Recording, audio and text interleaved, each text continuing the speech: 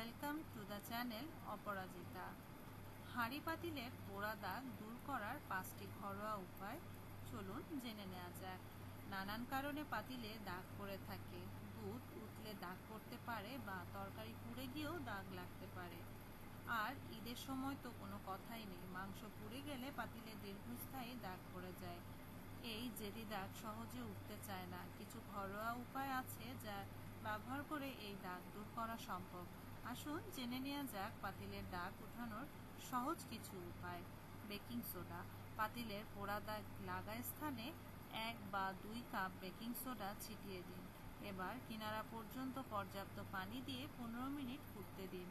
প্রয়োজন পড়লে এটি আধা ঘন্টা পর আবার করুন। খুব বেশি কালো দাগ পড়লে 1 চিমটি লবণ দিয়ে দিতে পারেন। ভিনেগার। পাতিলে পোড়া দাগ তোলার জন্য ভিনেগার অনেক বেশি কার্যকরী। পোড়া জায়গায় ভিনেগার দিয়ে চুলায় অল্প আঁচে পাতিলা রাখুন।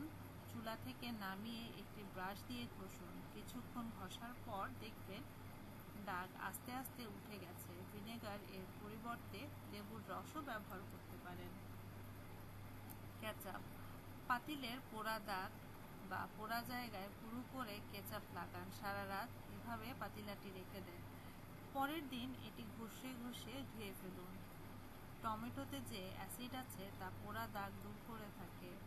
কোকোকোলা দিয়ে পাতিলাটি ভর্তি করে নিন। কয়েক ঘন্টার মধ্যে পাতিলাটি এভাবে রেখে দিন। এবার প্রত্যেকটি পাতিলা ঘষার মাজনি দিয়ে ভালো করে ঘষুন। তারপর পাতিলাটি ধুয়ে ফেলুন। ধোয়ার পর দেখবেন দাগ একদম দূর হয়ে গিয়েছে।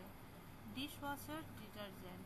পাতিলার পোড়ার জায়গা ডিশওয়াশার পাউডার ছিটিয়ে দিন। তারপর গরম পানি দিয়ে পাতিলাটি ভরে ফেলুন। পানি ঠান্ডা হয়ে এলে একটি ব্রাশ দিয়ে ঘষুন। দাগ হালকা হলে এই পদ্ধতি অনেক ভালো কাজ করবে। এই পদ্ধতিগুলো স্টেইনলেস স্টিল এনামেল পাতিলের জন্য প্রযোজ্য। ননস্টিক পাতিলের ক্ষেত্রে এটি কার্যকরী নাও হতে পারে। আর নতুন নতুন ভিডিও পেতে আমাদের সাথেই থাকুন। Please like, share and comment hour video. ধন্যবাদ।